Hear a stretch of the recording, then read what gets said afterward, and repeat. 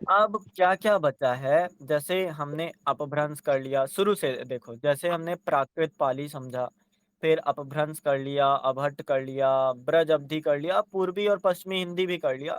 Mostly इतना आस-पास आता है। मान लो और कुछ आएगा तो भाषा और बोली में अंतर आएगा, जो हम समझ सकते हैं कि आसान से करेंगे तो बन जाएगा।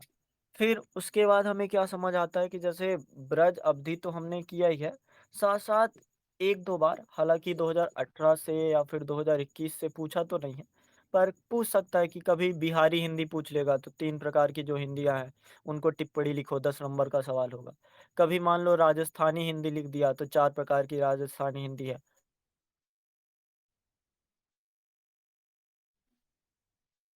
वॉइस नहीं आ रही है सर।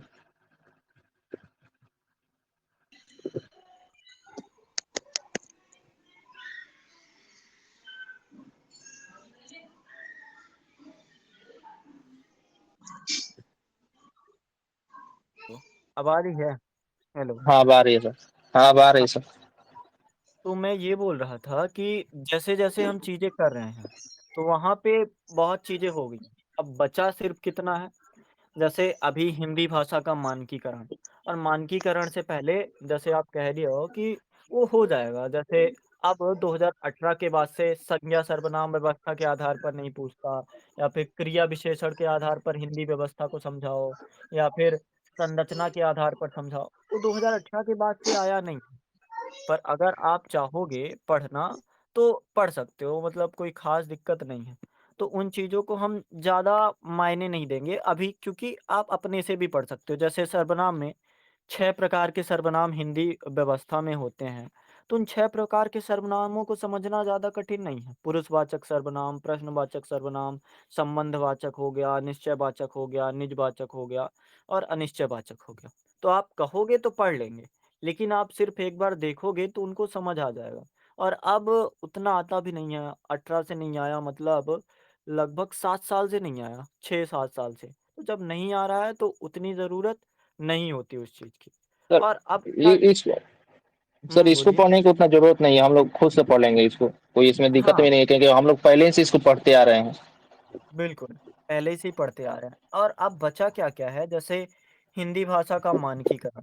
तो मानकीकरण में सवाल खूब आते हैं, लेकिन केवल 4 टाइप के सवाल। हिंदी भाषा का मानकीकरण समझाओ, रूपात्मक त्रुटियाँ क्या हैं, चुनौतियाँ क्या हैं, भारतेंदु युग, द्विवेदी युग या फिर महावीर प्रसाद द्विवेदी ने क्या महत्व दिया, इतना आता है। एक जो सबसे फ़ेवरेट कह सकते हैं कि 10 नंबर में अक्सर आता ही दिखता है कि राजभाषा और राष्ट्रभाषा में अंतर। 24 में भी पूछा था कि हिंदी का शायद 24 में था या फिर पहले था कि हिंदी का राष्ट्रभाषा बनने के पीछे क्या-क्या चुनौतियाँ हैं। तो हम समझ रहे हैं कि हिंदी अगर राष्ट्रभाषा नहीं बन पा रही है और अभी ये त्रिभाषा विवाद हो गया, तो राष्ट्रभाषा की बजाय हम थोड़ा-सा अगर सोचें करंट पर्सपेक्टिव से कि यूपीएससी आगे बढ़ता है, तो हम देख सकते हैं कि पूछ सकता है त्रिभाषा चुनौतियाँ क्या हैं? हालाँकि विषय ये सोसाइटी मैनेजमेंट का हो सकता है या फिर सोसाइटी का हो सकता है, लेकिन हिंदी में भी पूछ सकता है कि त्रिभाषा क्या है या फिर क्या-क्या चुनौतियाँ हैं हमारे सामने। और इसमें क्या पूछता है लोगों का योगदान, क्षेत्र का योगदान, सेठ गोविंदास से एक बार पूछा पूछा था, गांधी जी एक बार पूछा है, गांधी जी बस शायद 3-4 बार पूछा है, मतलब अलग-अलग तौर पर। आंदोलन में जैसे गांधी जी ने महत्वपूर्ण योगदान दिया। महर्षि टंडन शायद गांधी जी के साथ ही पूछा था, तो ये पढ़ना है। इसके अलावा भारतीय संघ की राजभाषा के रूप में हिंदी की क्या स्थिति है? जैसे हिंदी की प्रासंगिकता एक टॉपिक होता है, तो उसमें केवल 2-3 सवाल आते हैं। लेकिन अगर इसको भारतीय संघ की राजभाषा में जोड़ दें, तो उन्नति क्या है? मतलब किस स्थिति पे पहुँचे हैं? बाधाएँ क्या आती हैं? स्थिति वर्तमान क्या है? कंप्यूटरीकरण की क्या स्थिति है? ये सब हमको समझना है। तो आज मान लो थोड़ा-सा हम मानकीकरण करेंगे, राष्ट्रभाषा, राजभाषा को समझेंगे। उसके बाद एक दिन कल और कर लेते हैं, जहाँ पे हम तकनीकी विकास के स्तर पर देखेंगे क्योंकि थोड़ा ज़रूरत भी है तकनीकी विकास में क्या है और नागरी लिपि ज़्यादा नहीं है, ज़्यादा से ज़्यादा समझो 4 क्वेश्चन। नागरी लिपि की वैज्ञानिकता, सुधार का प्रयत्न कैसे किया गया, विशेषता क्या है और वाद-विवाद क्या चलते हैं कि नागरी लिपि में क्या कमियाँ हैं, क्या खामियाँ हैं, तो उसको कर लेंगे। और जैसे बात कर ही रहा हूँ कि मानक हिंदी में व्याकरणिक हिंदी अब इतना नहीं आता 2018 के बाद। सर्वनाम व्यवस्था पूछा था 2012-12 में, अब नहीं पूछता कुछ। लेकिन आप पढ़ लेना ज़रूर, क्योंकि जब आप ब्रज वगैरह पढ़ोगे, अवधि वगैरह पढ़ोगे, तो आप चीज़ों को समझते रहोगे। जैसे कृदंत हो गया, तो कृदंत क्या है? कृ धातु ता प्रत्यय या फिर तद्धित प्रत्यय क्या है? तो उन चीज़ों को हम समझते रहेंगे, तो एक ऊपर-ऊपर से पढ़ लेना। और एक चीज़ क्या हुई, जैसे कामता प्रसाद गुरु हो गए, किशोरी दास वाजपेयी हो गए, तो ये भी अब 16 के बाद 2016 के बाद पूछा नहीं है, तो इस पे भी हम ज़्यादा फ़ोकस नहीं करेंगे। और एक चीज़ और, जैसे आला गायन पिछले साल पूछा था और पहाड़ी हिंदी पूछा था। पहाड़ी हिंदी में 2 टाइप की हिंदी आती है, गढ़वाली और कुमाऊनी, और आला गायन यही आस-पास क्षेत्र की भाषा है। तो उसको हम समझेंगे कि यूपीएससी 1-2 क्वेश्चन भाषा खंड से ऐसे देगा, जो वर्तमान समय में प्रासंगिक हैं, पर कहीं इतनी आसानी से मिलते नहीं हैं। तो उनके बारे में हम सोच सकते हैं। जैसे एक एक सवाल तो मैंने बताया कि त्रिभाषा को लागू करना जैसे एनईपी 2020 में है, तो वो किस हद तक काम करेगा, कारगर होगा, उसके बारे में यूपीएससी पूछ सकता है। और जैसे वर्तमान समय में डिजिटलीकरण हुआ है, कंप्यूटरीकरण तो अक्सर पूछता है, तकनीकी विकास तो अक्सर पूछता है।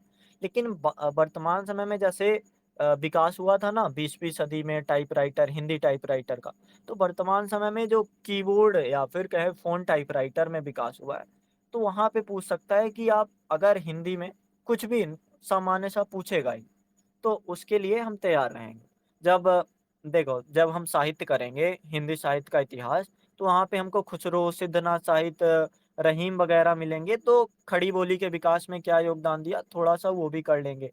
या फिर जैसे कल हमने किया फोर्ट विलियम कॉलेज, ईसाई मिशनरी प्रेस आंदोलन वगैरह, चाहे धार्मिक आंदोलन हो, राष्ट्रीय आंदोलन हो, तो उनको थोड़ा समझ के आगे बढ़ जाएँगे कि क्या-क्या है। अब आप कहो तो पहले मानक हिंदी समझ लिया जाए, उम उम, कि व्याकरणिक संरचना क्या है, नहीं तो फिर डायरेक्ट आते हैं कि मानकीकरण या फिर हिंदी भाषा का मानकीकरण कैसे आगे बढ़ा। सर मैंने देखा तो सब तो एकदम ईज़ी है। पहले जो अवध इस सबसे ईज़ी है सब, ये सब तो सबसे ईज़ी है सर। ये तो एकदम बच्चा जैसा है, नहीं होता है कि अवध अवध पढ़ा, ऑटट पढ़ा, उससे भी एकदम ईज़ी है सर। हाँ, और बहुत जैसे नहीं ज़्यादा होता है, ईज़ी है। बहुत ईज़ी है सर, थोड़ा-सा मेहनत करने पे अपने से हो जाएगा ये।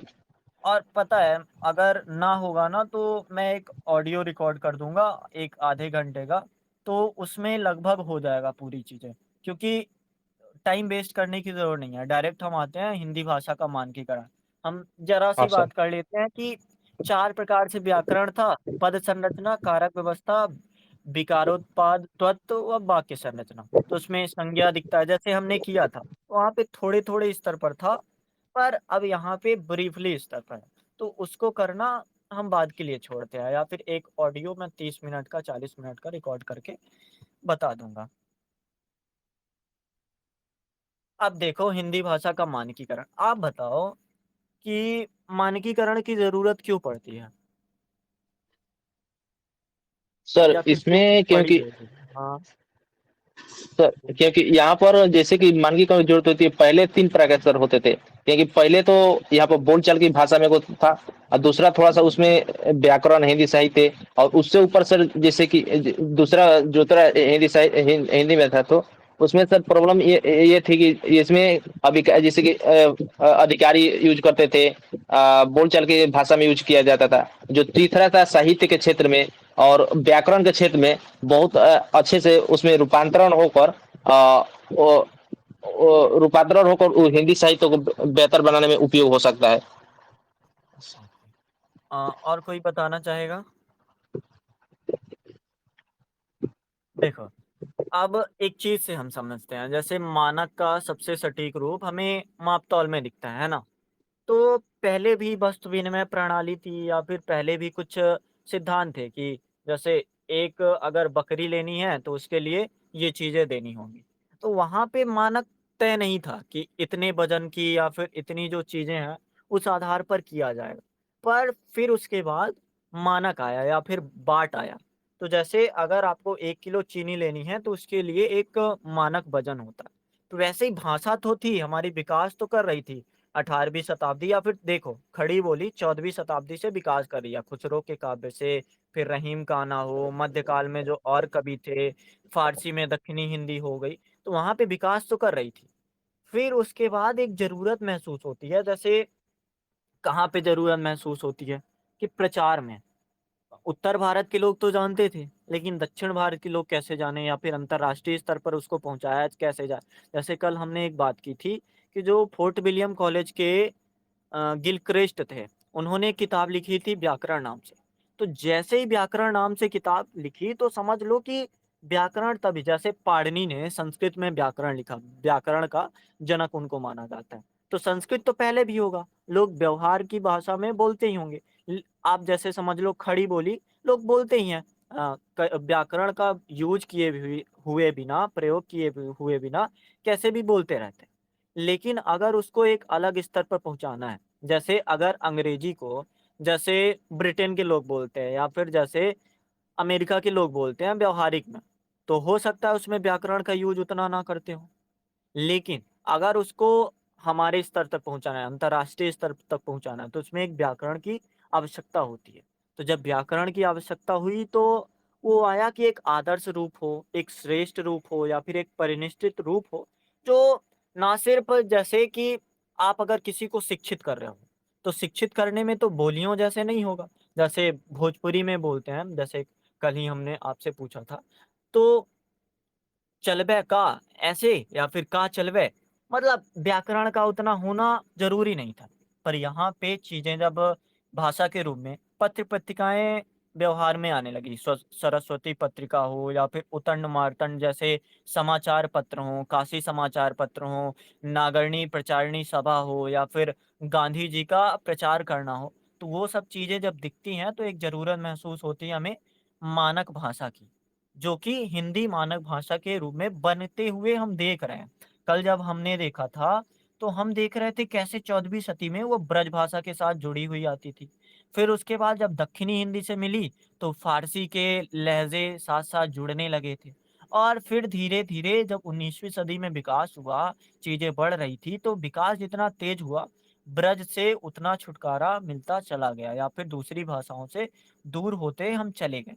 तो वही होता है कि एक भाषा जैसे आप समझो कि अगर आपको लोहा का परिष्करण करना है, तो लोहे में जितने और खनिज होंगे, वो सब अगर निष्चालन करके, अलग करके आप केवल लोहा-लोहा प्राप्त करोगे, तो वो उसका मानक रूप होगा। तो वैसे ही मानक हिंदी को देखा गया, परखा गया कि कैसे इसका आदर्श रूप, कैसे इसका श्रेष्ठ रूप बन सकता है और ये सिर्फ़ बोली ना रह जाए। जैसे हम जब बात करते हैं खड़ी बोली और हम फिर आते हैं हिंदी भाषा, तो ब्रज भाषा या फिर हिंदी भाषा वहाँ पे उसका एक विकसित रूप हो चुका है। बोली अगर रह जाएगी तो एक क्षेत्र विशेष या फिर सीमितता रखेगी। अब प्रक्रिया क्या हुई होगी? एक क्या बोलते हैं भाषा के मानकीकरण की क्या प्रक्रिया रही होगी?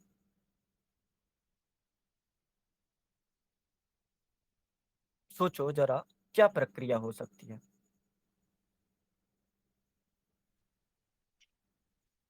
देखो, जैसे अभी हम बात कर रहे थे कि ब्रजभाषा के साथ अलग हो रहा था। तो एक प्रक्रिया यही होगी कि जो दूसरे भाषा के शब्द हैं, दूसरी बोली के शब्द हैं, उनको दूर किया जाएगा, उनको अलग किया जाएगा।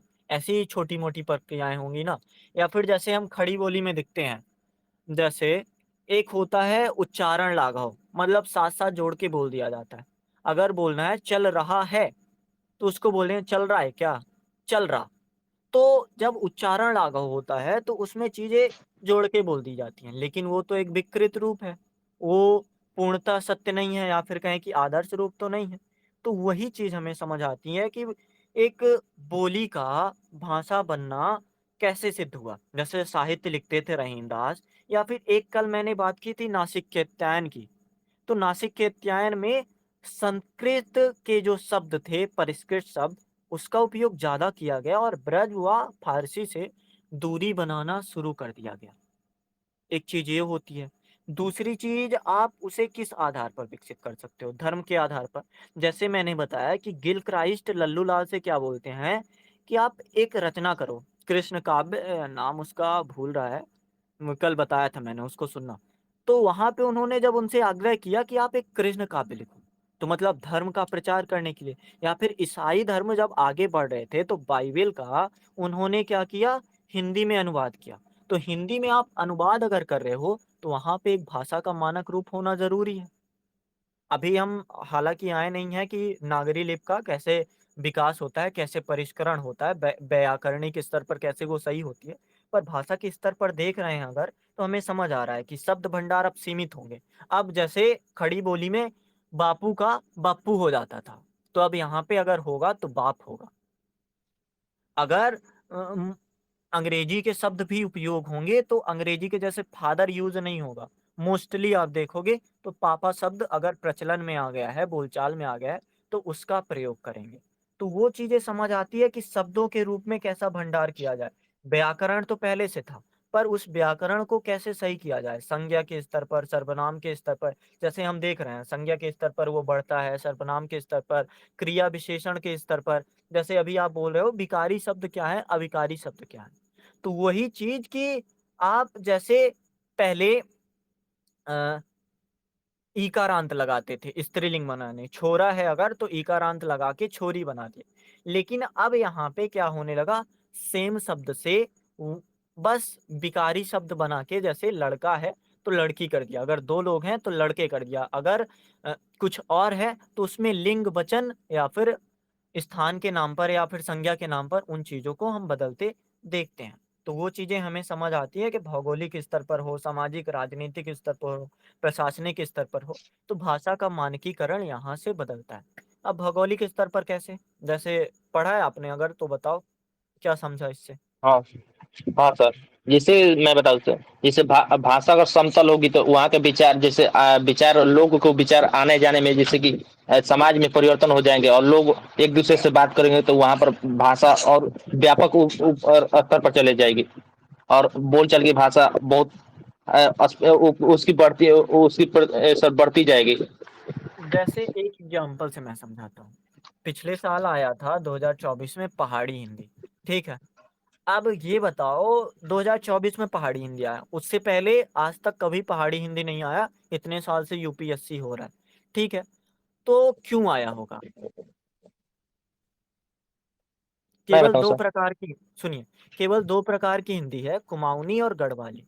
तो आज से पहले नहीं आया था, 2024 में इसलिए आया क्योंकि भाषा के मानकीकरण का आधार होता है भौगोलिक कारण।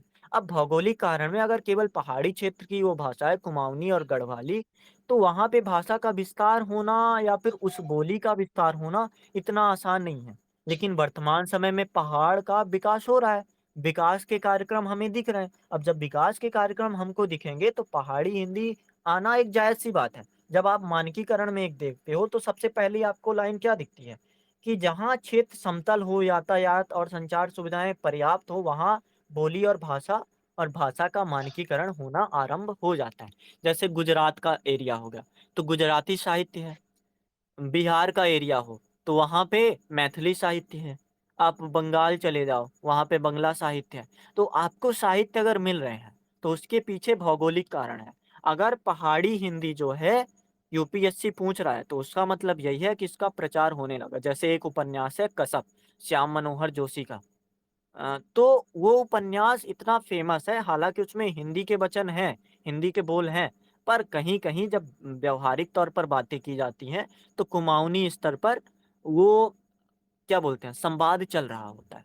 तो आप उसको समझ सकते हो कि यूपीएससी क्वेश्चन कैसे पूछ सकता है। जब हम पढ़ भी रहे हैं भाषा का मानकीकरण, तो हमें समझ आना चाहिए कि बीहड़ पहाड़ी क्षेत्र की अगर कोई भाषा है, तो वहाँ पे अब आना-जाना अगर सुगम हो गया, जैसे मेघालय में अगर आना-जाना सुगम हो गया, तो वहाँ की जो बोली है, तो वो उसका विकास होगा और हो सकता है बोली कुछ समय बाद भाषा में परिणित हो जाए, भाषा में उसका परिवर्तन हो जाए। जैसे हिंदी का परिवर्तन इसी प्रकार से हुआ कि जैसे दक्षिण भारत के अभियान से हम समझते हैं, पहले हिंदी सीमित क्षेत्रों में थी, लेकिन एमबीटी का अपनी राजधानी बदलना हो, दौलताबाद करना हो, या फिर जो हमारे वो थे मोहम्मद बिन क्या नाम है? खिलजी, कौन से खिलजी थे?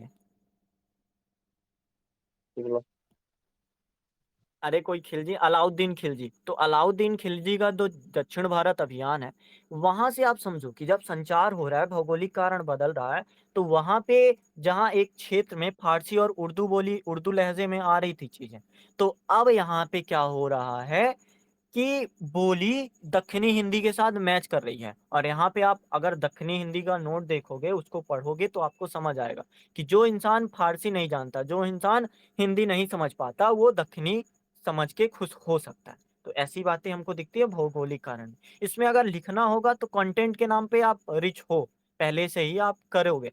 लेकिन आप अगर समझ को देखो ना, तो यूपीएससी पहाड़ी हिंदी पिछले साल क्यों पूछा?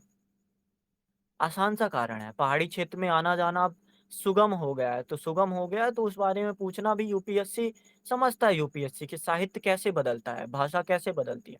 तो हमें भी उस स्तर पर, उस लेवल पर समझना होगा, उस स्तर पर चीज़ें देखनी होंगी। तो भौगोलिक कारण से आगे बढ़ें हाँ सर। अब राजनीतिक कारण क्या हो सकता है?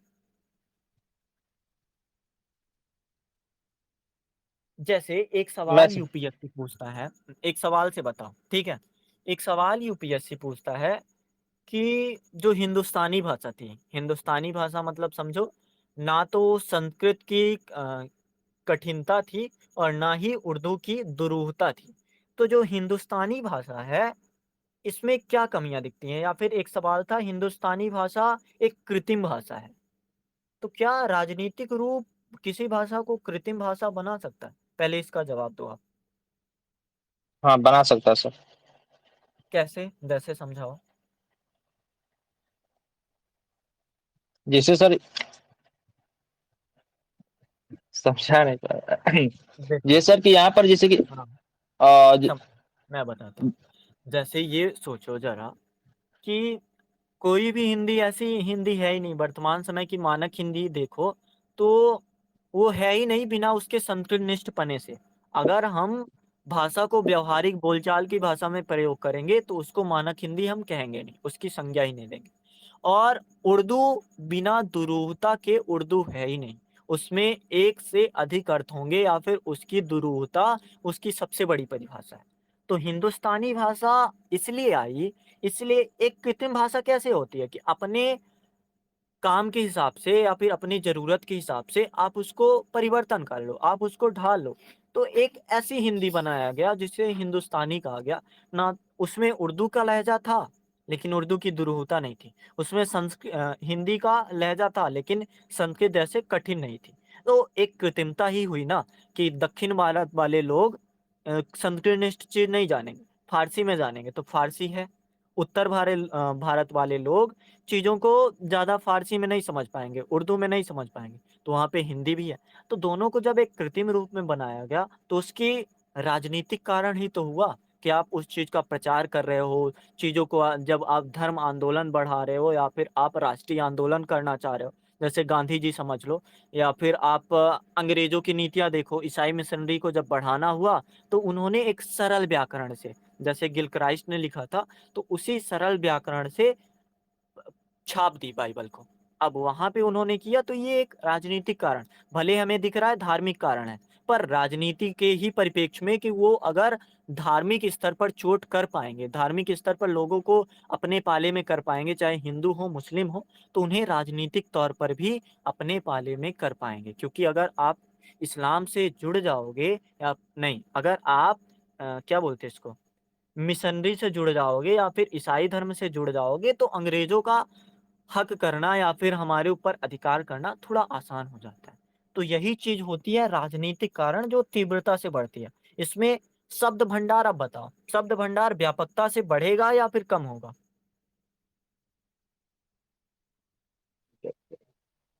सर शब्द भंडार तो व्यवस्था से यहाँ पर नहीं बढ़ेगा सर। और कोई बताओ, बढ़ेगा या नहीं बढ़ेगा? जब राजनीतिक कारण एक पीछे होगा, जहाँ पे एक कृत्रिम भाषा बनेगी, तो क्या शब्द भंडार कम होगा या फिर बड़ा होगा? जैसे हम थानेदार लिखते हैं, ठीक है? तो कैसा है, मतलब एक तद्भव है और एक फ़ारसी है। 2 शब्दों के मेल से भी अब शब्द बनने लगे। पहले ऐसा होता था, तत्सम था, तद्भव था, देशज था, विदेशज था, कोई दिक्कत नहीं थी। लेकिन अब ईसाई लोगों को अपने शब्द वहाँ पे देना है। तो हो सकता है कुछ शब्द उनको ना पता हो कि इस शब्द को हिंदी में क्या कहते हैं, तो उस या फिर उर्दू में क्या कहते हैं। तो उसके लिए उन्होंने दोनों शब्दों के आधे-आधे रूप को जोड़ दिया, थानेदार बना दिया या फिर कुछ भी जैसे डिक्टेटरपना हो या फिर अगर मज़ाक में कहें तो डिसिप्लिनता हो, डिसिप्लिन अंग्रेजी हो गया, ता विशेषण लगा के हमने डिसिप्लिनता कर दिया। तो ऐसी चीज़ें हमें दिखती हैं राजनीतिक कारण में कि शब्द भंडार अब व्यापक होगा। भले उसका मानक रूप अच्छा से ना आए, भले उसका मानक रूप व्याकरणिक आधार ना पकड़ पाए, लेकिन राजनीतिक कारण वहाँ पे बनने लगता है। और जब राजनीतिक कारण के आधार पर वो शब्द बनेगा, तो कुछ समय बाद हो जाएगा उसका मानकीकरण। जैसे चिकित्सालय को हॉस्पिटल कहना अब आम-सी बात हो गई है। तो ऐसे शब्द हमें बनते हैं, जैसे खातेदार हो गया। हाँ, बिल्कुल। तो राजनीतिक कारण भी समझ गए, इसमें क्या-क्या लिखोगे? कार्य व्यवहार का माध्यम बनता है 18वीं शताब्दी वगैरह में, यहाँ पे जब मुस्लिम हावी होने लगे थे, तो वो चीज़ें हमें दिखने लगती है। ब्रज व खड़ी बोली में भी ये चीज़ें हमेशा से दिखती आई हैं कि जैसे अगर अकबर का समझो, अकबर के काल में एक थे अब्दुल रहीम खान खाना। अब्दुल रहीम खान खाना के बारे में कल हमने थोड़ी-सी बात की थी। तो अब्दुल रहीम खान खाना एक नई चीज़ क्या करते हैं, ब्रज के साथ खड़ी हिंदी बोली का यूज़ करते हैं। क्यों किया होगा? कारण यही है कि हिंदी का विकास बहुत ही बेहतर तरीके से हो गया था। अगर केवल अकबर के दरबार में ब्रज भाषा का यूज़ होता तो ब्रज एक क्षेत्र विशेष की भाषा थी। तो अकबर ज़्यादा हद तक अपना विस्तार ना कर पाता। तो ज़्यादा हद तक अगर विस्तार ना कर पाता तो उनके साहित्य में कुछ लहज़ा तो आना चाहिए ना। जैसे फ़ारसी में भी कुछ ग्रंथ लिखवाते थे वो लोग, तुर्की में भी लिखवाते थे, उर्दू लहज़े में भी लिखवाते थे और ब्रज तो हो ही गया एक। यहाँ सब हमको दिखता है। फिर जब समझ आया 16वीं शताब्दी में या फिर 15वीं शताब्दी के आसपास, तो उन्होंने अब्दुल रहीम खान खाना को मतलब हालाँकि उन्होंने भले अपने से लिखा होगा, लेकिन कारण यही होता है कि जब एक राजनीतिक कारण आमने-सामने होता है, तो खड़ी बोली और दूसरी भाषा मिलने लगती है या फिर अन्य भाषाएँ एक दूसरे भाषा के साथ मैच करने लगती है। जैसे दक्खनी क्षेत्र में हिंदी या फिर खड़ी बोली आप देखोगे कितना बृहद स्तर पर मिली। उसका कारण यही था कि जो आक्रमण करने वाले थे, आप देखोगे तो दक्षिण भारत के लोग उत्तर भारत में ज़्यादा आक्रमण नहीं किए हैं। उत्तर भारत के दक्षिण भारत में किए हैं। तो आप देखोगे हमारे उत्तर भारत के क्षेत्र में दक्षिण भारत की भाषा का उतना प्रभाव नहीं है, जितना उत्तर भारत की भाषा का प्रभाव या फिर खड़ी बोली का प्रभाव दक्षिण क्षेत्र में है। तो इसे हम बोलते हैं राजनीतिक कारण या फिर राजनीतिक गतिविधियों के कारण बोलियों का प्रभाव या फिर परिनिष्ठित रूप। समझ गए 2 भौगोलिक कारण और राजनीतिक कारण। कंटेंट आप मत समझो, आप बस कारण समझो। कंटेंट तो आप कहीं से ढूँढ ही लोगे कि क्या हो सकता है। अब धार्मिक कारण में आप लोग बताओ कि क्या रहा होगा धार्मिक कारण? तो सबसे पहले तो इसमें मानिकर हो गया तो अधिक मानिकर हो गया सर, तो धर्म में जो रुचि लेते थे और जो आस्था रखते थे, और इसमें हुँ, धार्मिक ग्रंथ शास्त्र प्रवचनों के माध्यम से भाषा को विकसित किया गया सर इसमें। विकसित किया। माने बढ़िया। मानकीकरण किया गया सर। देखो, कल मैंने बताया था एक चीज़ और कि वहाँ पर 18 अभिव्यक्त के बाद हाँ, बोलिए। देखो, मैं नहीं, बताता हूँ। बोलिए सर, आप बोल रहे जैसे मैंने ये बोला कल एक चीज़ मैंने बताई थी कि जब जैन साहित्य को विकसित करना था, तो जैन साहित्य के जितने भी साहित्यकार थे, उन्होंने आमजन की भाषा 8वीं से 9वीं शताब्दी में पाली वगैरह चुनने लगे थे। वो संस्कृत जानते थे, वो होशियार थे और उस समय वही भाषा चलती थी। लेकिन उन्होंने आमजन की भाषा अपनाया, प्राकृत या फिर पाली अपनाया। पाली का एक अर्थ होता है कि क्या बोलते हैं बौद्ध धर्म को पालने वाला, तो उसका मतलब यही है या फिर जैन धर्म के जो साथ है, तो उसका अर्थ यही है कि जब किसी धर्म का प्रचार होता है तो वहाँ आम भाषा जरूरी है। अगर आप ईसाई धर्म को प्रचार करना चाहते हो तो वहाँ पे आप अगर अंग्रेजी में प्रचार करोगे तो इतना फायदे में चीजें नहीं हो सकती। या फिर आप जैसे देखो ईसाई मिशनरी तो हमें पता ही है, साथ साथ जो आर्य समाज था, ब्रह्म समाज था और हिंदू महासभा था या फिर कुछ और जैसे वेदों की ओर पुनः लौटो, ये सब चीज़ें थी। तो सिर्फ़ ईसाई मिशनरी नहीं, जैसे भरतेंद्र हरिश्चंद्र शायद बिहार क्षेत्र के थे। स्वामी दयानंद सरस्वती शायद बंगाल क्षेत्र के थे।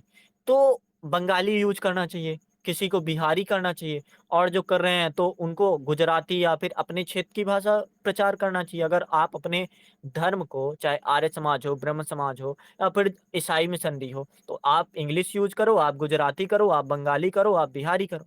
लेकिन नहीं, उन्हें समझ आ गया था कि 18वीं सदी में जो सबसे तेज़ विकास हो रहा है, ब्रज यहाँ पे खत्म हो रही है, बिहारी उतनी स्पष्ट नहीं है या फिर बंगाली का मतलब बंगाली में लोगों को अपना धर्म समझाना इतना आसान नहीं है।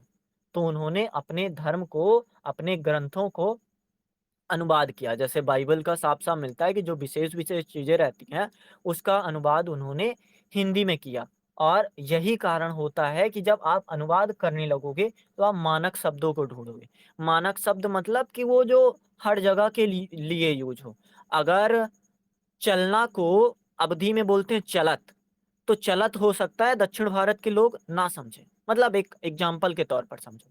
लेकिन अगर वहाँ पे चलना लिखा है, मानक शब्द लिखा है, तो ज़रूरत होती है एक धार्मिक कारण के लिए कि आप जन की भाषा लिखो, जो प्रयोग में भाषा है, उसका उपयोग करो और यहीं से एक शुरुआत हो जाती है उस भाषा का निखार होना और एक विशेष प्रकार की शब्दावलियाँ बनना या फिर जो छाँटना होता है ना कि आप विशेष-विशेष प्रकार के शब्दावलियों को छाँट के अपने उस ग्रंथ में या फिर धार्मिक जब प्रचार कर रहे हो, आप प्रवचन देने जाओगे या फिर ईसाई जब लोग आएँगे चर्च में तो आप जब वचन दोगे, जैसे एक मीम दिखता है, हालेलुया, हालेलुया, तो उसमें समझ आता है कि वो हिंदी का उपयोग इसीलिए करते हैं।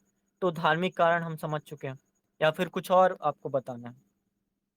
धर्म का प्रचार-प्रसार करने के लिए भाषा का विस्त्रीकरण, हाँ, परफेक्ट यही चीज़ होती है। और कोई आप धार्मिक कारण में बताना चाहते हो तो बताओ? या फिर आगे वाला कारण देखें? सामाजिक कारण कैसे हुआ होगा बताओ ज़रा?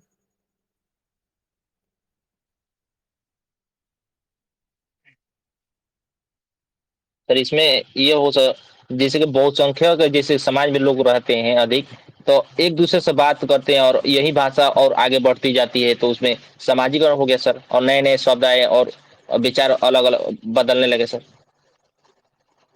तो जैसे देखो, मैं 2 चीज़ों को साथ-साथ जोड़ता हूँ। जैसे एक है हमारे देवकीनंदन खत्री, उन्होंने लिखा चंद्रकांता संतति, जैसे कल भी मैंने बताया था। तो उन्होंने लिखा चंद्रकांता संतति। आप लोगों ने हिंदी सीखना शुरू कर दिया चंद्रकांता संतति पढ़ने के लिए, ठीक है? अब जो लोग सीख चुके हैं, तो साथ में जो आस-पास के लोग हैं, उनको पता है कि ये बहुत ही मतलब अच्छी किताब है, इसको पढ़ना थोड़ा हमें मज़ा आएगा। जैसे हैरी पॉटर आपने देखा ही होगा, एक अंग्रेजी का बहुत ही रहस्यमय या फिर तिलस्मी उपन्यास है, तो उसकी सीरीज़ भी बनी है, 7-8 पार्ट हैं। तो वैसा ही था चंद्रकांता संतति। तो लोगों ने घेरा लगाना शुरू कर दिया कि जो हिंदी जानता है, अब उस भाषा को या फिर उस भाषा में उस साहित्य को समझाए या फिर पढ़कर समझाए। अब बात आती है एक सामाजिक कारण, जैसे आप बोल रहे हो बहुसंख्यक वर्ग अगर जिस भाषा को जानता है, तो उस भाषा में एक साहित्य लिखना या फिर राजनीति करना, धार्मिक कारण हो या फिर भौगोलिक स्तर पर उसका विकास करना ज़रूरत पड़ जाती है या फिर आप समझो कि आपको शिक्षा का प्रचार करना है। भारत समझ चुका था कि अगर जैसे आज मैंने एक टॉपिक भी दिया था कि अगर भारत को विकसित होना है, तो भारत को शिक्षित होना पड़ेगा। एक चीज़ ये समझते हैं और अगर भारत को शिक्षित होना है 18वीं शताब्दी में आ जाओ, अगर भारत को शिक्षित होना है, तो जो बहुसंख्यक वर्ग जो भाषा जान रहा है, जिस भाषा को समझ रहा है, वो ब्रज को तो हर लोग नहीं जानेंगे, दक्खनी हिंदी को तो हर लोग नहीं जानेंगे, पहाड़ी हिंदी को हर लोग नहीं जानेंगे या फिर राजस्थानी, हरियाणवी, गुजराती, बंगाली इन सब को तो हर लोग नहीं जानेंगे। जो भाषा 18वीं सदी में तीव्रता से विकास कर रही है, उस भाषा के साथ हम जुड़ गए हैं और उस भाषा के साथ अगर जुड़ गए हैं, तो सामाजिक आधार पर जुड़ने से हम हर आधार पर, चाहे वो शैक्षिक आधार हो, जैसे आगे हम बात ही करेंगे कि अगर आपको भूगोल पढ़ाना होगा, आपको भौतिकी पढ़ाना होगा, आपको समझाना होगा कि जो न्यूटन का तीसरा नियम है वो कैसे है। तो आप सामने वाले को पहले अंग्रेजी सिखाओ, हालाँकि न्यूटन शायद स्वीडिश थे या फिर ब्रिटेन के ही होंगे या फिर अमेरिका के, कहीं के होंगे समझ लो। तो पहले आपको वो भाषा समझानी होगी जिस भाषा में न्यूटन ने लिखा। फिर उसके बाद आप सामने वाले को वो भाषा सिखाने के बाद बताओ कि न्यूटन का तीसरा नियम ये है। कितनी कठिन बात है। अब आप उस चीज़ को सामाजिक आधार पर बदल दो। अगर आपको शिक्षा देनी है, जैसे बिहार का एक छोटा-सा एरिया है मान लो, या फिर कोई पहाड़ी है, कुमाऊनी एरिया उत्तराखंड का एक छोटा-सा एरिया है। वहाँ पे आपको सिखाना है, भौतिकी के 3-4 चैप्टर आपको पढ़ाने हैं। तो पहले आप उनको हिंदी सिखाओगे, खड़ी हिंदी बिल्कुल मानक हिंदी जो है, वो सिखाओगे। उसके बाद सिखाओगे या फिर जो हमारा चलता है कि प्राथमिक शिक्षा हमें जन भाषा में ही देना चाहिए, जो मातृभाषा है, उस भाषा में ही देना चाहिए, वो करोगे। तो सबसे सरल आपके लिए ये है कि पहले आप अवधारणाएँ समझा दो, भाषाएँ तो वो बाद में भी सीख जाएगा। तो उसके कारण सामाजिक स्थिति देख लो, शैक्षिक कारण देख लो, साहित्यिक कारण देख लो, धार्मिक कारण हम समझ ही रहे हैं, राजनीतिक कारण समझ ही रहे हैं। हर एक कारण ने मिलकर मानकीकरण स्पष्ट किया। अब दूसरी चीज़ हमें क्या समझ आती है, जैसे ये हमारे उसमें नहीं है, नोट्स में नहीं है। जैसे क्या होता है कि मानकीकरण तो कर दिया, अब वर्तमान समय में कुछ चीज़ें और ज़रूरी हैं। जैसे अगर आपको टाइपिंग करनी है यहाँ पे, तो ज़रूरी होगा उस चीज़ के लिए जुड़ा हो। जैसे आप देखो, अंग्रेजी के फ़ॉन्ट यूज़ कर रहे हो, लैटिन भाषा के शब्द यूज़ कर रहे हो, लेकिन उसका अर्थ मैं हिंदी में समझ रहा हूँ। तो वहाँ पे एक मानकीकरण का आधार ये भी हो जाता है कि जो टूल वर्क करते हैं, आस-पास जो संपर्क के सांकेतिक रूप होते हैं, तो इन्होंने भी एक कारण बनाया है कि मानकीकरण। अगर टेक्नोलॉजी शब्द है, तो पहले टेक्नोलॉजी का अर्थ हम अंग्रेजी में समझ लें, फिर उसको चाहे आप देवनागरी लिपि में लिख के बना दो परिभाषिक। जैसे एक चीज़ आती है, हमारे टॉपिक में आगे है, परिभाषिक शब्दावली के रूप में हिंदी।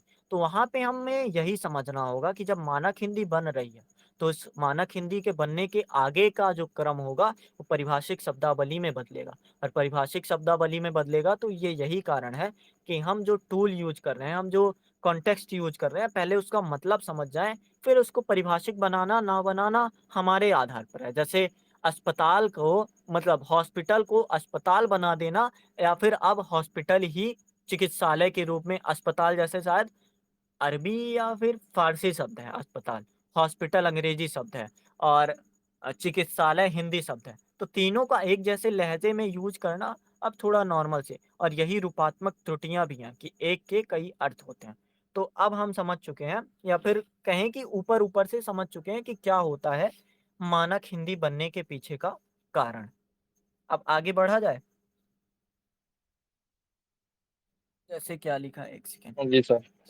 समाज में लोगों को जुड़ाव के लिए कॉमन शब्दावली वाली भाषा का उपयोग। हाँ, परफेक्ट। आगे बढ़ें, समझ चुके हो सब? मतलब देखो, कंटेंट ये नहीं लिखना है, बस समझ अगर रहेगी तो फिर आपको कंटेंट कमी नहीं रहेगी। आप अगर नहीं भी समझ रहे हो कि धार्मिक कारण में क्या हुआ है, तो आपके दिमाग में अगर ज़रा-सा भी इतिहास गूँज रहा है, 18वीं-19वीं शताब्दी आपके दिमाग में आ रहा है, तो आप समझा ले जाओगे कि शब्द भंडारण के आधार पर क्या हुआ होगा। अगर शैक्षिक कारण में है, तो इतिहास, भूगोल, ज्ञान विज्ञान को समझाना ज़्यादा कठिन नहीं होगा अगर एक हमारे पास आदर्श भाषा हो जाए। साहित्यिक कारण में आप बताओगे कि नए-नए प्रयोग जब हो रहे थे, जैसे गद्य रूप में विकास हो रहा था, तो उस गद्य रूप में विकास होना ज़्यादा कठिन नहीं होगा अगर आम जन की भाषा में उस चीज़ को दिखाया जाए या फिर सामने रखा जाए। अब हम बात करते हैं मानक हिंदी की व्याकरणिक विशेषताएँ की। हालाँकि ज़्यादा बात नहीं करनी है, 2016 से 16 नहीं, 18 से आना बंद हो गया है बिल्कुल। ना तो सर्वनाम व्यवस्था पर पूछता है, ना तो ध्वनि व्यवस्था पर पूछता है, 2018 से नहीं आ रहा है। लेकिन अगर आएगा तो आप हल्का-हल्का ऊपर से पढ़ लेना कि कैसे होता है, मतलब 4 प्रकार से होता है, पद संरचना के आधार पर, जिसमें विकारी पद और अविकारी पद। जैसे विकारी पद मैंने बताया ही कि वो लिंग, वचन और संज्ञा के कारण परिवर्तन करने लगता है। जैसे लड़का है, अब लड़का शब्द एक कह सकते हैं इंसान के लिए यूज़ हुआ। अब हो सकता है वो स्त्रीलिंग हो जाए, तो विकारी शब्द में विकार रखेगा, मतलब कमी रखेगा। तो उसके लिए नया शब्द नहीं है। उसके जैसे आप बोली में देखो, बोली में क्या होता है कि मान लो बघेली में बोलते हैं। बघेली में लड़का को बोलेंगे दादू और लड़की को बोलेंगे बिट्टी, ठीक है? लेकिन हिंदी में मानक हिंदी में ऐसा नहीं है। मानक हिंदी में लड़का और फिर लड़की हो जाए। अगर 2 लोग हैं तो ल लड़का, लड़के, लड़की, लड़कियाँ। तो ये होता है विकारी। ये संज्ञा के आधार पर, विशेषण के आधार पर, जैसे विशेषण में आप देखो काला का काले हो जाएगा। वहाँ पे कोई बदलाव नहीं होगा। गहरा काला नहीं बोला जाएगा। काला का काले हो गया या फिर कालापन हो गया। वहाँ पे विशेषण लगा के काम चल जाता है। अविकारी में क्या है कि उसके लिए नई चीज़ें यूज़ होती हैं। अगर क्रिया दूसरी है, जैसे चलना है, तो चलना के बाद अगर दौड़ा हुआ, तो दौड़ना के लिए अलग शब्द है। ये नहीं कहेंगे तेज़ चलना। तेज़ चलना फिर विशेषण में ही आ जाएगा, क्रिया विशेषण नहीं आएगा वो। तो हम समझते हैं कि अलग-अलग जब होता है तो अविकारी हो गया, और सा सेम-सेम अगर होगा तो विकारी शब्द होगा, जिसमें 4-4 प्रकार होते हैं। विकारी में संज्ञा, विशेषण, सर्वनाम, क्रिया, और अविकारी में क्रिया विशेषण, योजक, संबंध बोधक और विस्मयादि बोधक। ये सब तरीके हमको दिखते हैं। इसके अलावा ये सब आप पढ़ना, हम लोग डायरेक्ट आते हैं थोड़ा आगे। अ,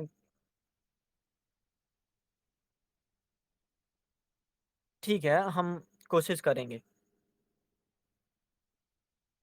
बताता हूँ मैं अभी। आज जो है देखो, फिर से एक बार समझो, सब कुछ हो चुका है हमारा। बस हम अब मानक हिंदी में बढ़ गए हैं, और मानक हिंदी को एक तो आप व्याकरणिक आधार पर खुद से पढ़ोगे, कल पढ़ के आना आप। हम बस ये कोशिश कर रहे हैं कि मानक हिंदी बनने के कारण क्या हुआ, ऐतिहासिक विकास की प्रक्रिया कैसे बनी। जैसे अभी हम खड़ी बोली कल पढ़ रहे थे, कल नहीं परसों पढ़ रहे थे। तो वहाँ पे अगर बोलना है कर रहा है, तो खड़ी बोली में बोलते थे कर रहा है। तो उच्चारण लाघव हो गया। लेकिन मानक हिंदी में नहीं होता। इसका विकास धीरे-धीरे होता आया और उच्चारण लाघव खत्म करके ये कर रहा है, इतना हो गया। तो हम इन्हीं सारी चीज़ों को पढ़ेंगे कि क्या-क्या ज़रूरतें हुई और एक ऐतिहासिक विकास का क्रम कैसे आगे बढ़ा। महावीर प्रसाद द्विवेदी ने या फिर भरतेंद्र हरिश्चंद्र ने कैसे योगदान दिया, जो हमारे सिलेबस में जो हम टॉपिक पढ़ रहे हैं, इसमें 4 प्रकार के सवाल आते हैं। हिंदी भाषा का मानकीकरण, मानकीकरण के कारण मान लो, कारण हम समझ चुके हैं। दूसरा आता है भरतेंद्र युग और द्विवेदी युग का योगदान, तो उसको हम आगे समझेंगे या फिर उसको ज़्यादा पढ़ना नहीं है। उसको बस एक आप एक आंसर लिख लोगे, 4 पॉइंट टॉपिक कि उन्होंने क्या किया, तो उस आधार पर कर ले जाओगे। एक होती है रूपात्मक त्रुटियाँ, मानकीकरण तो हो गया, लेकिन उसमें कुछ चीज़ें हैं जो अभी भी कमी बनी रही हैं। जैसे सबसे बड़ी कमी अभी जैसे हम कर रहे थे, तो क्या समझ आया कि एक शब्द के लिए या फिर एक चीज़ के लिए हमारे पास कई शब्द हैं, और जब कई शब्द, जैसे वायु के लिए हमारे पास 42 पर्यायवाची हैं। तो जब अलग-अलग पर्यायवाची, हालाँकि उतना इफ़ेक्ट नहीं डालता कभी-कभी, लेकिन जब 42 पर्यायवाची हैं तो उसको मानक कैसे बोलोगे? मानक का अर्थ तो ये होता है कि एक चीज़ के लिए बस एक शब्द। तो एक चीज़ के लिए एक शब्द अगर होगा तो उसको मानक बोलेंगे। तो ये कमियाँ हमें दिखती हैं कि हम कंडीशन के हिसाब से उसको यूज़ कर लेते हैं। जैसे अ, मान लो वायु से समझ लो, वायु बह रही है, कैसा लगेगा? अजीब-सा लगेगा, क्योंकि अक्सर यूज़ नहीं होता। पवन बह रही है या फिर हवा बह रही है, नीर बह रही है, तो इन सब चीज़ों में भिन्नताएँ दिखती हैं। तो वही है कि हम रूपात्मक त्रुटियाँ पढ़ेंगे, और बस इतना ही है। इस टॉपिक में 4 चीज़ें आती हैं। क्वेश्चन डेली आएँगे, मतलब हर साल आएँगे, लेकिन बस 4 चीज़ें आती हैं। उसके बाद हम जब जाएँगे राष्ट्रभाषा के रूप में हिंदी, तो वहाँ पे हमें आता है राजभाषा, राष्ट्रभाषा में अंतर, वर्तमान स्थिति, तो उसको हम बाद में पढ़ेंगे। या फिर जैसे अभी हमने बात ही की थी, बात साथ-साथ करते-करते, कि हिंदुस्तानी भाषा कैसे? तो जब राजनीतिक कारण पीछे होता है ना, तो हिंदुस्तानी एक कृत्रिम भाषा भी बनने में कोई देर नहीं लगती। अगर ज़रूरत है वर्तमान समय में हिंग्लिश, हिंग्लिश तो सभी समझते हो ना? हिंग्लिश, हिंदी और इंग्लिश को मिला के। तो अगर वर्तमान में ज़रूरत है हिंग्लिश की, तो ये यही है कि सामाजिक कारण था इसके पीछे, कि हम अंग्रेजी के भी शब्द को साथ ले चले, हिंदी के शब्द को भी साथ ले चले, तो हिंग्लिश बन गया, कोई दिक्कत नहीं है। अगर आगे ज़रूरत होगी फ्रेंच और हिंदी को साथ करने की, फ्रेंच अगर सीखना ही है, हमारा मतलब व्यवहार फ्रांस के साथ ज़्यादा बढ़ गया, और कोशिश मतलब एक ट्रांसपोर्ट ज़्यादा हो गया, हम पर्यटन अधिक करने लगे, तो हो सकता है बाद में फ्रेंच और हिंदी भी साथ में मैच कर जाए। तो वही होती है जब ज़रूरत तो एक हिंदुस्तानी तरह की भाषा बन जाती है जिसमें ना तो उर्दू की दुरूहता होती है और ना ही हिंदी की संकीर्ण निष्ठता होती है। तो ये चीज़ें हमें दिखती हैं और इसी के बारे में हम बात करते हैं और हो सकता है कल भी हम थोड़ी बहुत बात और कर सकते हैं इसके बारे में। तो अब समस्याएँ पे हम बातें करते हैं। ऐतिहासिक विकास को आप पढ़ना थोड़ा खुद से और जैसे भारतेंदु युग ने कल भी हमने बात की थी, भारतेंदु युग ने 1850 से 1900 ईस्वी में आरंभ किया। भारतेंदु युग एक क्या करते हैं, एक कवि बचन सुधा नाम की एक नाटक लिखते हैं या फिर उनकी कविता रहती है। उसमें क्या होता है, अंग्रेज जैसे अंग्रेजी को बहुत विस्तारित करने लगते हैं या फिर अंग्रेजी को नहीं भी करते हैं, तो धर्म को विस्तारित करने लगते हैं और जो उच्च वर्ग के लोग थे या फिर बुद्धिजीवी वर्ग थे, तो वो सीखने लगते हैं अंग्रेजी भाषा को। तो अब हम यहाँ पे क्या करते हैं, भरतेंद्र हरिश्चंद्र योगदान देंगे और जैसे ही ये योगदान देते हैं, फिर हमारे पास मैथिली शरण गुप्त आएँगे, रामधारी सिंह दिनकर आएँगे, उसके बाद इतने सारे महादेवी वर्मा, सुमित्रा कुमारी चौहान, प्रेमचंद गद्य रूप में हिंदी का विकास कर रहे हैं, जयशंकर प्रसाद ब्रजभाषा के कवि हैं, भाषा के रचनाकार हैं, ब्रजभाषा के नाटककार हैं, लेकिन वो आ जाते हैं हिंदी में, वो चीज़ों को हिंदी में लिखने लगते हैं। तो वही चीज़ें हमें दिखती हैं कि ऐतिहासिक ज़रूरत जब पड़ती है या फिर राजनीतिक, धार्मिक, राष्ट्रीय ज़रूरत जब पड़ती है, तो उसका विकास होने लगता है। तो 1800 में कैसे पड़ी होगी, 1850 में कैसे पड़ी होगी, 1900 में क्या होगा, 1947 में क्या होगा या फिर आज़ादी के बाद कैसे पड़ा होगा। तो उन सब चीज़ों के बारे में हमें थोड़ा-थोड़ा पढ़ना है, समझना है। और देखो इसमें महावीर प्रसाद द्विवेदी का योगदान पर थोड़ा-सा बात करते हैं। संस्कृत, अंग्रेजी, अरबी, फारसी इत्यादि भाषाओं के शब्द हिंदी में प्रचलित हो गए। इन्हें स्वीकार कर लिया जाना चाहिए, आवश्यकता पड़ने पर विदेशी शब्दों का उच्चारण और वर्तनी हिंदी के अनुरूप किया जाना चाहिए। क्यों किया होगा? मतलब मानक रूप तो ये होता है कि आप उस चीज़ को परिष्कृत कर दो, लेकिन नहीं। एक तरफ जहाँ हिंदुस्तानी भाषा चलती है, दूसरी तरफ संकीर्णिष्ठ भाषा या फिर मानक हिंदी में ऐसी ज़रूरतें हमें समझ आती हैं कि अब कुछ ऐसे शब्द हैं, जैसे मैंने बताया अस्तबल जैसे हो गया या फिर थाना हो गया। तो हमें समझ आता है या फिर पट्टेदार हो गया, तो हमें समझ आता है कि नहीं, कुछ शब्द अगर आ जाएँ, कैची शब्द जैसे हो गए, आ जाएँ तो ज़्यादा दिक्कत नहीं होगी, हमारे लिए सपोर्टिव ही होगा, तो उस चीज़ को हम समझते हैं। प्रसर्ग को संज्ञा से अलग लिखना चाहिए, जैसे राम ने रावण को मारा, तो पहले रामा ही कर देते हैं, ही प्रसर्ग साथ में लगा देते थे। अब प्रसर्ग अलग-अलग लिखने लगे। लेकिन दूसरी चीज़ क्या की, सर्वनाम को सटाकर साथ-साथ लिखने लगे। जैसे मैंने सर्वनाम कैसे बना होगा? बताओ जैसे, मैंने सर्वनाम कैसे बना होगा?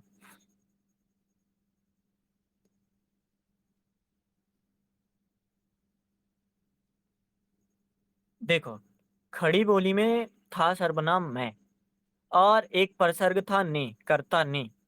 तो अगर कोई काम करता है, कर्ता ही बताना है, तो मैं सर्वनाम है और ने प्रसर्ग है। साथ कर दिया तो बन गया मैंने। तो देखो कितना बढ़िया हुआ। तो ये किया है हमारे महावीर प्रसाद द्विवेदी ने कि प्रसर्ग को सटाकर लिखने लगो। उस तो उसने, तुम तो तुमने। तो ऐसी चीज़ें हमें दिखने मिलती हैं। अपनी भाषा को विशिष्ट दिखाने के लिए राष्ट्र कवियों ने अहम योगदान देना। हाँ, कवि के बारे में ज़रूर पूछ सकता है, क्योंकि वर्तमान समय में कुछ कवि जो हैं, जो हिंदी भाषा को दूसरे या फिर अलग-अलग देशों में भी प्रचार कर रहे हैं।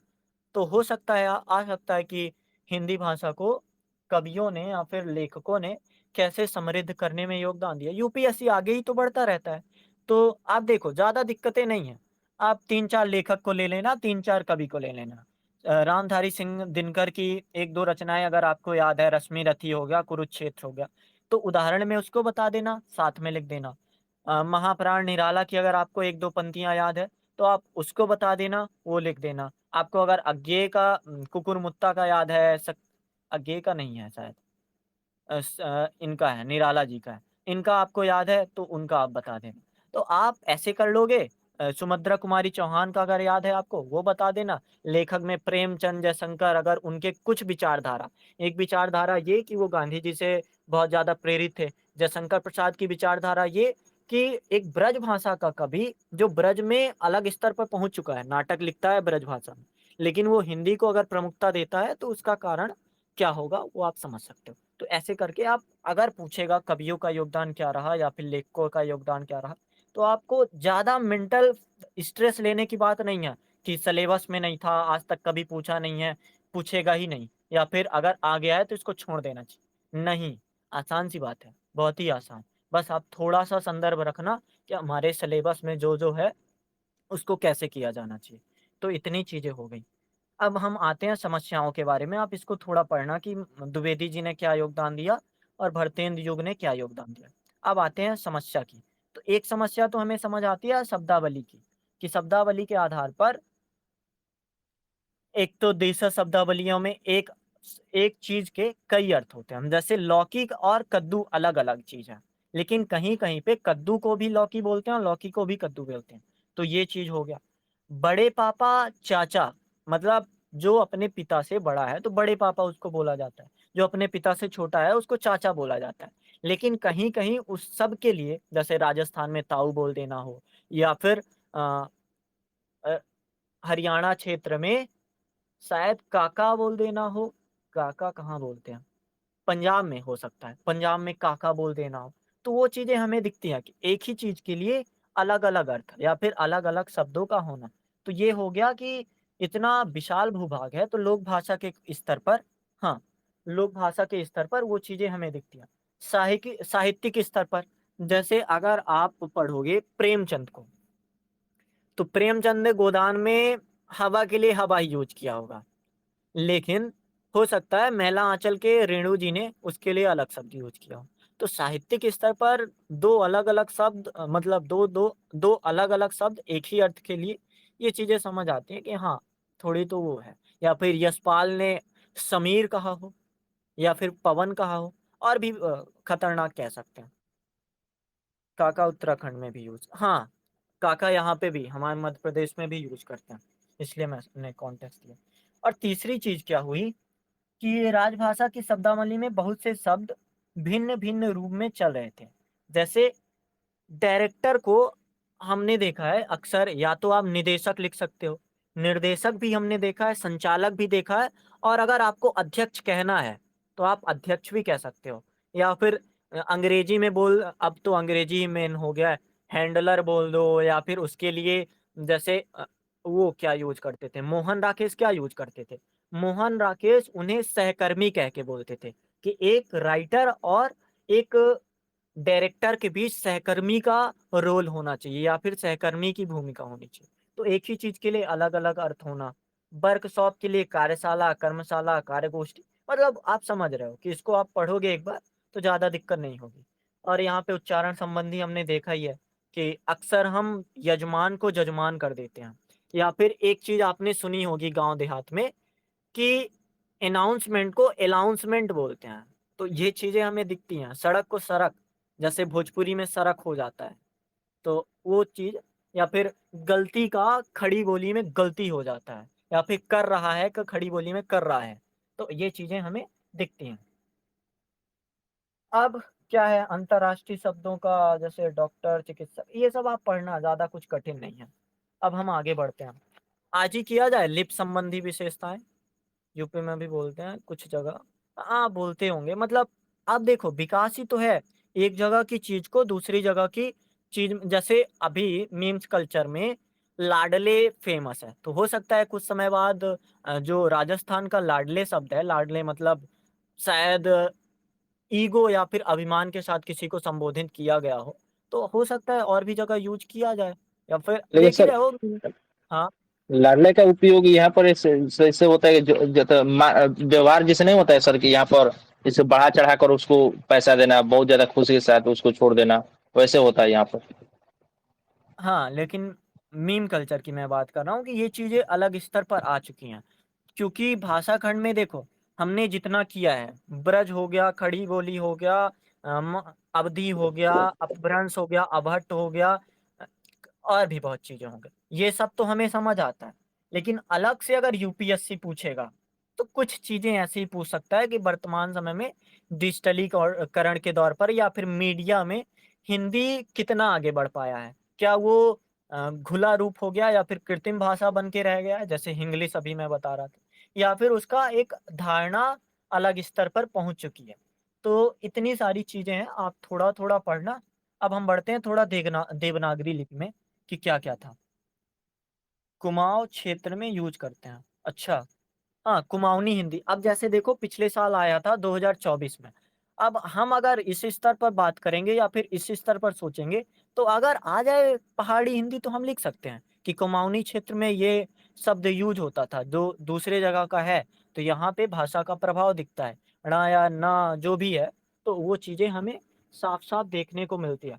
और भी आप पढ़ लेना भाषा और बोली में अंतर तो ठीक ही है, साथ-साथ राजस्थानी में जैसे मारवाड़ी हो गया, जयपुरी, मेवाती, मालवी हो गया, भोजपुरी, मैथिली अगर शायद मैथिली को दर्जा भी दिया गया है ना 8वीं अनुसूची में, तो मैथिली पूछ सकता है कभी ना कभी। तो उस चीज़ को आप समझ लेना कि जो थोड़ा इम्पोर्टेंट है, उसको पढ़ लेना चाहिए, लेकिन आया नहीं है, तो छोड़ देते हैं। जैसे छत्तीसगढ़ी आया नहीं कभी, बघेली कभी आया नहीं, तो क्या ही ज़रूरत है पढ़ने की। बस इतना समझ के रखना है कि अवधि का मिला-जुला रूप ही बघेली है। अब आपने नहीं भी पढ़ा और यूपीएससी ने बिल्कुल अलग से मार दिया, तो कोई नहीं पढ़े रहेगा क्योंकि कभी जब आया नहीं या फिर सिलेबस में उतना साफ-साफ है नहीं, तो नहीं पढ़ेगा। लेकिन अगर आपके दिमाग में एक ज़रा-सा हिंट है कि अवधि से मैच कर रहा है, तो आप अवधि की विशेषता को जोड़कर बता सकते हो थोड़ा-बहुत। 10 नंबर का क्वेश्चन आप डील कर सकते हो। ठीक है, अब मानक उसमें आए देवनागरी लिपि में। हाँ सर। या फिर अब 9 बज गए हैं, अब कल ही करते हैं। कल हम देवनागरी लिपि कर लेंगे और पारिभाषिक शब्दावली। जैसे मैंने थोड़ा-सा कल क्या किया था कि देखा था कि इतना बड़ा सिलेबस है नहीं जितना बड़ा लगता है। मैंने छाँटा कि क्या-क्या है। अब देखो, राष्ट्रभाषा के रूप में हिंदी में कितने क्वेश्चन अलग-अलग तरह से आए हैं। राष्ट्रभाषा, राजभाषा में अंतर 5 बार पूछा है। वर्तमान स्थिति 3 बार पूछा है। प्रचार-प्रसार में योगदान, चाहे वो लोगों का योगदान हो, क्षेत्र का योगदान हो। जैसे पूछ सकता है बंगाल क्षेत्र का क्या योगदान रहा या फिर पूछ सकता है स्वामी दयानंद सरस्वती का क्या योगदान है। तो ये एक क्वेश्चन हो गया, ये भी 2-3 बार आया है। सेठ गोविंददास का केवल 1 बार आया है। महात्मा गांधी 3 बार आए हैं अलग-अलग तरीके से कि राष्ट्रीय आंदोलन में हिंदी के विकास में या फिर क्या योगदान रहा है आंदोलनकर्ताओं का, और 1 बार टंडन जी आया है। और हो सकता है कि और किसी ने अगर योगदान दिया है हिंदी के विकास में, तो उनको भी पूछ सकता है। एक सवाल आया था कि हिंदुस्तानी की कृत्रिमता, ये 4 या 5 बार आ चुका है। इसकी इम्पोर्टेंस क्यों आई होगी? आप समझ ही सकते हो कि एक मानक हिंदी में या फिर राष्ट्रभाषा में जहाँ पे एक वर्तमान समय में हिंग्लिश जैसे चीज़ें आ रही हों कि अंग्रेजी के भी शब्दावली, हिंदी के भी शब्दावली, तो ये नई बात नहीं है। पुरानी चीज़ ही है कि उर्दू का पहले इतना बोलबाला था और हिंदी का बोलबाला था, तो दोनों को मिला के हिंदुस्तानी भाषा बना दिया। तो इतनी बार इसीलिए आया होगा। राजभाषा की चुनौतियाँ, तो चुनौतियाँ आना बेशक सी बात है कि अगर नहीं बन रहा है तो आएगा ही। और सबसे फ़ेमस, आप चाहे उसमें 5 स्टार लगा लो, त्रिभाषा के लिए चुनौतियाँ या फिर एनईपी ने जो त्रिभाषा की माँग की है, कि त्रि-स्तर पर भाषा होनी चाहिए या फिर 3 भाषाओं का विकास होना चाहिए हर क्षेत्र में, तो उसके बारे में आप सोच सकते हो कि आ सकता है 25 में या फिर 26 में, क्योंकि लगातार हो रहा है, कुछ ना कुछ निर्णय बहुत जल्द आ जाएगा या फिर कोई बड़ा केस हो जाएगा। जैसे मराठी क्षेत्र में हम देख ही रहे हैं, दक्षिण क्षेत्र में, उत्तर क्षेत्र में अक्सर विवाद रहता है भाषा के आधार पर। तो यहाँ पे ये सिर्फ़ सोसाइटी या सोसाइटी मैनेजमेंट का टॉपिक नहीं बनेगा, यहाँ पे आ सकता है। तो जब आप पढ़ना, तो आप आगे की सोच के रखना, पीछे मत जाना कि हाँ, महात्मा गांधी पूछा है तो महात्मा गांधी ही पढ़ते रहते। कल वाला नोट्स देखना, उसमें हालाँकि मैंने बहुत पहले लिखा था, उसको मैंने ऐड कर दिया उसमें, तो उसमें कुछ-कुछ बातें हैं, आप समझोगे थोड़ा। और भी मैं आज भेजूँगा थोड़े बहुत जो हैं भेज पाऊँगा तो। वो आप पढ़ना। अब दूसरी बात, एक नया टॉपिक आता है भारतीय संघ की राजभाषा। तो उसमें उन्नति और बाधा क्या-क्या दिखता है? हिंदी दिवस की प्रासंगिकता क्या है या फिर हिंदी की वर्तमान प्रासंगिकता क्या है? ऐसे में भी आ सकता है अगर पूछना चाहे तो, क्योंकि बताए जैसे मैंने। और कंप्यूटरीकरण सबसे फ़ेमस टॉपिक है भारतीय संघ की राजभाषा में, जहाँ 4 से 5 बार पूछा है। तकनीकी विकास में पूछता है, तकनीकी भाषा के रूप में आप हिंदी को कैसे देखते हो? मशीनी अनुवाद, जैसे यूपीएससी को लेके चलते हैं अगर, तो यूपीएससी में एक लाइन आती है कि अगर कहीं पे त्रुटियाँ हैं तो आप अंग्रेजी प्रश्न को ही सही या सार्थक मानोगे। तो इसका मतलब तो यही हुआ कि आप मशीनी अनुवाद करते हो, या फिर आप देखते ही होंगे शिक्षक बोलते हैं कि मार्च से ट्रांसलेट होके आता है। तो वो चीज़ें हमें समझ आती है कि मशीनी अनुवाद अगर हो रहा है। जैसे पिछले साल का मैं सोसाइटी का क्वेश्चन बताऊँ। एक जगह पे था कि महिलाओं के लिए समानता और अवसर, ऐसा कुछ था।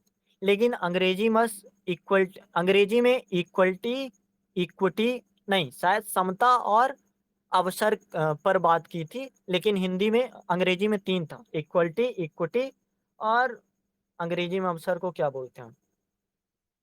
जो भी बोलते हो, मैंने देखा था ध्यान से। तो उसमें आप समझ सकते हो कि यही है कि मशीनी अनुवाद जो होता है या फिर पारिभाषिक शब्दावलियाँ जब बनती हैं, तो उसमें जो दुरूहता होती है, उसमें जो चुनौतियाँ होती हैं, रूपात्मक त्रुटियाँ, मैं और आंसर भेजूँगा आपको। मैं कुछ चीज़ें मैंने फ़ोकस किया और बोलियाँ हमने किया ही था। हाँ, 8 दिन तो हो 7 दिन तो हो गया लगता है। हाँ, अपॉर्च्युनिटी। तो आप देखना सोसाइटी में वो क्वेश्चन आप देखना अंग्रेजी में और हिंदी में, तो वहाँ पे और एथिक्स में तो अक्सर हो जाता है। करुणा को कंपैशन कर देते हैं, करुणा को कभी सिम्पैथी कर देते हैं या फिर सहानुभूति।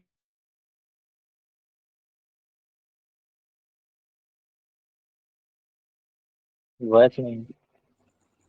हेलो।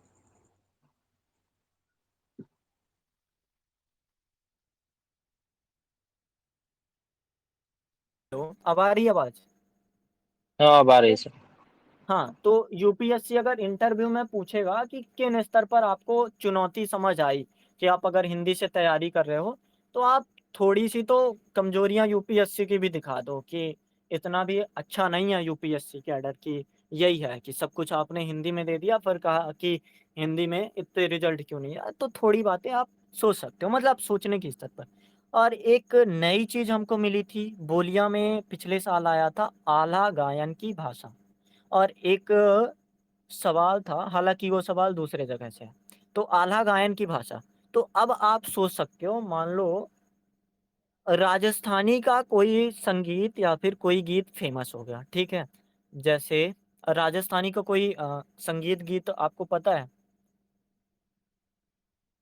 जैसे आप मीम कल्चर में देख ही रहे हो, वर्तमान समय में काफ़ी कुछ राजस्थानी से फ़ेमस है। तो हो सकता है उस गीत का नाम बोले और बोले इस गीत की भाषा।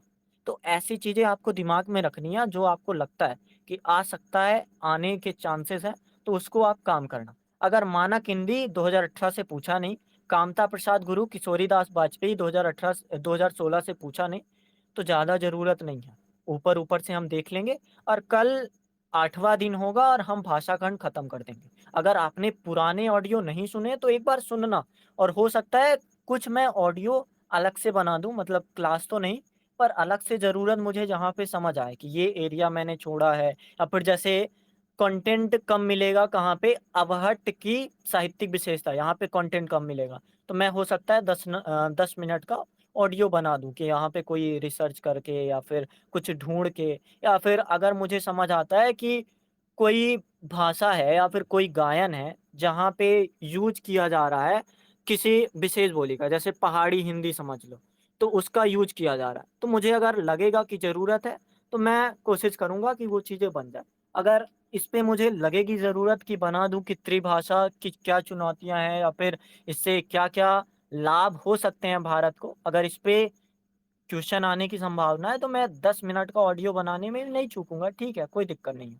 और आप भी अपने से कोशिश करना कि अगर आपको लगता है कि ऐसा क्वेश्चन आ सकता है, मतलब ज़रूरी नहीं है कि ज़्यादा आप प्रयोग करने चले जाओ, बस एक लगता है कि विवाद है इस बारे में, तो हिंदी साहित्य का अगर टॉपिक आपको दिख रहा है कि लगातार बढ़ रहा है, तो आप वहाँ पे कोशिश कर लेना। नागरी लिपि पे अगर वाद-विवाद बढ़ रहा है, तो उस पे आप कोशिश कर लेना। सुधार के प्रयत्न अगर वर्तमान में भी जारी हैं, तो आप सोच सकते हो कि अभी भी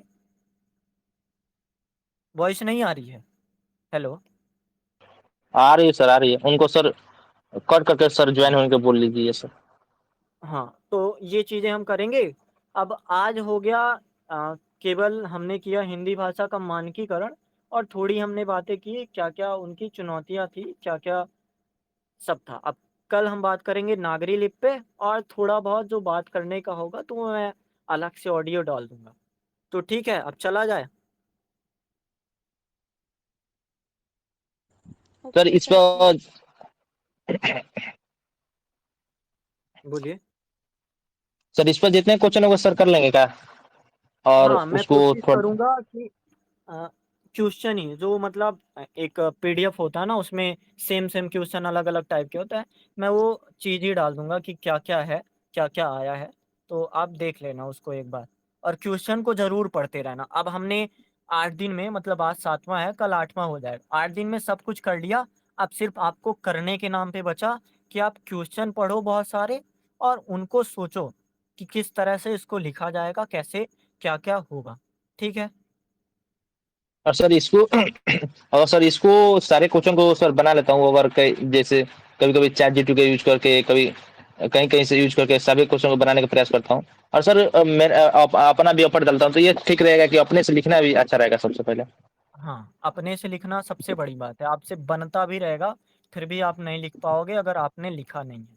तो सबसे बड़ी ज़रूरत है यही लिखने की। तो भाषा खंड के बाद मैं सोचता हूँ कि जैसे हम अगर आगे बढ़ ही रहे हैं, तो फिर हिंदी साहित्य का इतिहास ही शुरू करते हैं। जैसे हमने खड़ी बोली का इतिहास करा है, तो अब हिंदी साहित्य का इतिहास शुरू करते हैं, मतलब खंड भा में चलते हैं। और वहीं से जब आदिकाल हो जाएगा, रीतिकाल हो जाएगा, तो वहीं से कवि 1-2 कवि लेके उनके बारे में बातें करते, जैसे पेपर 2 में अगर आदिकाल में मान लो भक्ति काल में कबीर हैं, तो अगर कबीर है तो एक दिन हम कबीर पूरा कर लेंगे, पेपर 1 और पेपर 2 ऐसे ही बढ़ा जाए ना, पहले कभी-कभी कर लेते हैं। हाँ सर, हो सकता है। हाँ, ठीक है और फिर सर हम। हाँ, और सर दूसरा अगर आप खंड का खड़ते हैं तो वो अच्छा रहेगा, और उसमें से पता चल जाएगा, और पहले से वो देख ये भी अच्छा रहेगा मैं सर। मैं क्यों बोल रहा हूँ, जैसे हिंदी साहित्य अगर हम पढ़ रहे हैं, तो अगर हम टाइम पीरियड के हिसाब से आगे बढ़ते रहे ना, हमने कहाँ से शुरू किया है? जब आप देखो पाली में जब हम थे, तो 500 ईसा पूर्व से 0 ईसा पूर्व आए थे। तो वहाँ से हमने शुरू किया है, और वर्तमान में हम 20वीं शताब्दी पर पहुँच गए हैं। तो अब हम जब आगे बढ़ेंगे तो धीरे-धीरे जैसे अब हिंदी साहित्य का इतिहास करेंगे तो कबीर करेंगे, कबीर के बाद जैसे कबीर मान लो 15वीं शताब्दी के हैं, साथ-साथ तुलसी देखेंगे, तुलसी करेंगे एक बार। पेपर 1 वाले तुलसी भी, और 2 में क्या-क्या तुलसी का जो सुंदरकांड है और उत्तरकांड है, और कवितावली से भी क्वेश्चन आते हैं, तो वो क्वेश्चन पर बात कर लेंगे। एक दिन मान लो तुलसीदास 2 दिन ले लेंगे, कबीरदास 2 दिन ले लेंगे, तो ऐसे हम करते चले जाएँगे टाइम पीरियड के हिसाब से। फिर मान लो पद्य खंड हो गया, तो फिर हम जाएँगे गद्य खंड में। गद्य खंड में हम कहानी से शुरू करेंगे, या फिर कहें कि हम नाटक से शुरू करेंगे 1876 से। कहानी तो जब प्रेमचंद आते हैं तो ये 1916-15 लग जाता है। तो हम नाटक से पहले शुरू करते हैं 1876 का भरतेन हरीशचंद्र का नाटक भारत दुर्दशा, और जो पेपर 1 में थोड़ा-थोड़ा है, तो उसकी भी बातें करते चलेंगे। तो टाइमलाइन के हिसाब से आगे बढ़ेंगे ना, तो बढ़िया माइंड मैपिंग होगी। आप पूरा सिलेबस बता सकते हो सामने वाले को। जब आप किसी को बताना चाहो कि यूपीएससी हिंदी साहित्य में क्या है, तो आप उसको गिना सकते हो, कहाँ से शुरू होता है और कहाँ जाके वर्तमान समय की भाषाएँ, वर्तमान समय के कविताएँ, जैसे ये जो नए कवि हैं निर्मल वर्मा वगैरह हो गए, 2005 में मृत्यु होती है, तो यहाँ तक हम जाएँगे। और अगर 2025 में भी कुछ पढ़ना ज़रूरी हुआ, जैसे एक सवाल आया था 2024 में, वर्तमान में हिंदू नहीं, वर्तमान में मुस्लिम कृष्ण भक्ति महिला के बारे में 10 नंबर पर टिप्पणी लिखना था। यानी कि 2024 का क्वेश्चन पूछ रहा था, पुराना क्वेश्चन नहीं था। तो ऐसी चीज़ें पे हम 1-2 क्लास कर लेंगे, तो ज़्यादा नहीं, बस 8 दिन हो गए, 7 दिन, 60-70 दिन और। हुँ। और सर लास्ट में कभी-कभी एथिक्स पर भी अच्छा से थोड़ा बात करेंगे सर, नहीं सर? खत्म होने के बाद हाँ, सर। हाँ, उसके बाद हम ऐसे करेंगे, फिर से एथिक्स। सोच रहा हूँ। ऐसे या एथिक्स करेंगे। हाँ सर। ठीक है, फिर हम चलते हैं।